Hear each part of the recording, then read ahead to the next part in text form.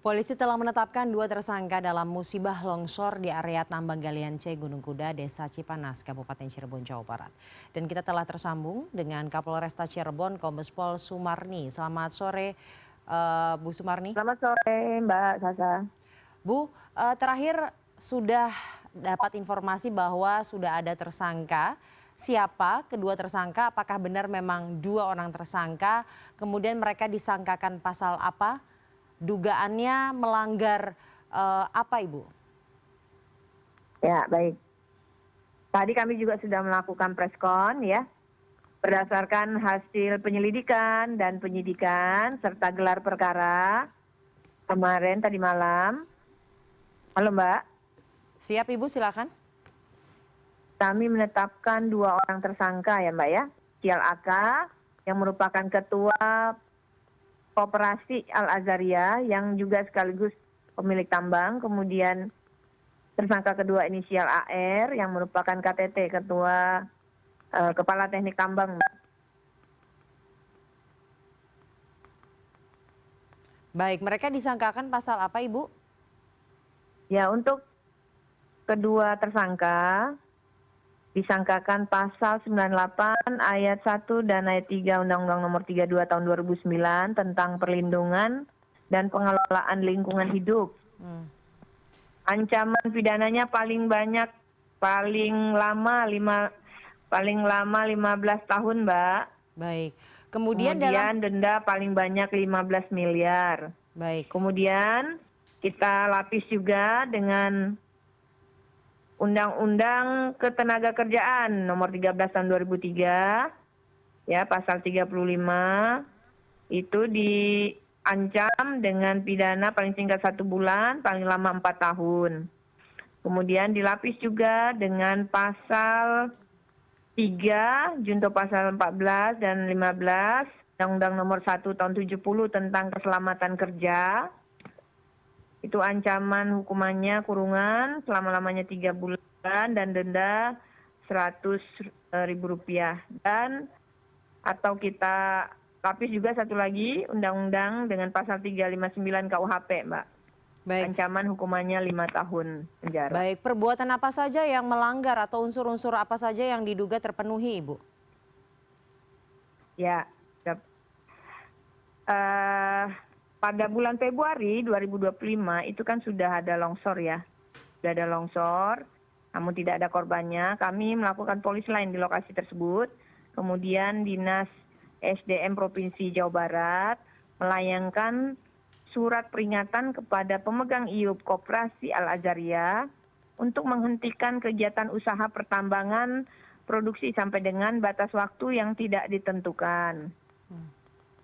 Nah, kemudian tersangka AK dan tersangka AR ini ya tetap melakukan aktivitas penambangan, tidak mengindahkan peringatan untuk penghentian aktivitas tambang tersebut, Mbak. Nah, kemudian dari lingkungan hidup ya juga diketahui adanya kerusakan lingkungan dan lain-lain, Mbak.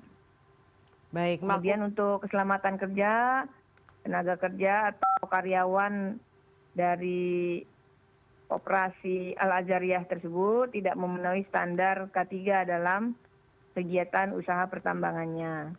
Tapi para korban yang meninggal dunia 19 orang ini rata-rata lebih banyak mereka adalah warga masyarakat yang bekerja sebagai buruh atau kuli angkut dan kuli pemecah batu.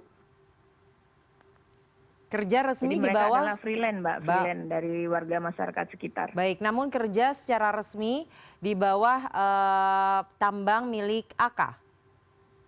Tidak, kalau masyarakat sekitar ini dia freelance, artinya mereka bekerja dengan mencari upah dari para pembeli yang membeli material tambang tersebut, Mbak. Jadi dia memecah batu dan menaikkan ke kendaraan angkutan. Baik, kemudian AK dan AR ini, AK memiliki tambang ini sebenarnya secara resmi, bukan ilegal, Ibu?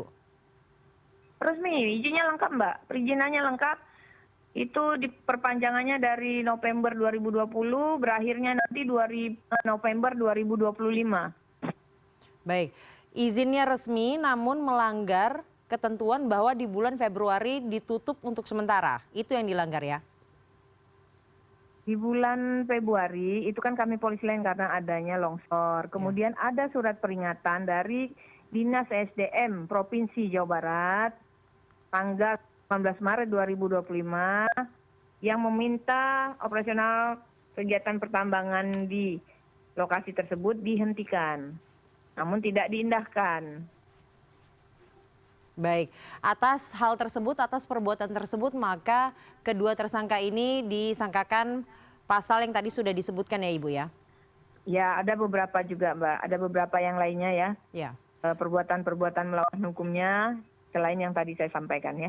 Baik, kemudian untuk kelalaian meninggalnya 19 orang ini apakah akan ada tersangka lain? Masih kita dalami dan kita kembangkan apakah dimungkinkan ada pihak-pihak lain yang bisa dimintai pertanggungjawaban pidananya, Mbak. Baik, karena kalau kita melihat dari pasal yang disangkakan, belum ada pasal disangkakan mengenai kematian 19 orang ini ya Bu ya? Ya itu tadi kan pasal 359 KUHP, Mbak. Baik, pasal 359 KUHP juga sudah disangkakan ya Ibu? Itu karena kelalaiannya, karena kealpaannya menyebabkan orang lain mati itu. Baik, Itu baik. pasal 359 KUHP. Baik, selain kedua orang tersebut saat ini masih terus dilakukan penyelidikan lagi, siapa saja yang akan terus diperiksa oleh pihak kepolisian? Ya pastinya saksi-saksi yang lain ya yang menjadi korban yang masih kemarin dilakukan rawat jalan. Mereka masih recovery, kita berikan waktu untuk dimintai keterangan, termasuk juga pihak-pihak terkait Mbak. Terkait dengan pemberian perizinan dan lain-lain, pengawasan dan lain-lain ya. Baik, Ibu dari ESDM pada bulan Januari sudah memberikan peringatan tidak boleh melakukan aktivitas penambangan di situ. Namun hingga bulan ini... Bulan Januari itu untuk seluruh pemegang IUP di Jawa Barat Mbak. Oh tidak hanya perusahaan ini saja? Tidak hanya perusahaan ini, tapi tanggal 19 Maret 2025 itu ada peringatan untuk Koperasi Al Ajariyah selaku pemegang IUP di lokasi tersebut menghentikan kegiatan usahanya. Baik, kalau saya mau konfirmasi berarti sebenarnya sejak bulan Januari seluruh pemegang IUP tidak boleh melakukan penambangan?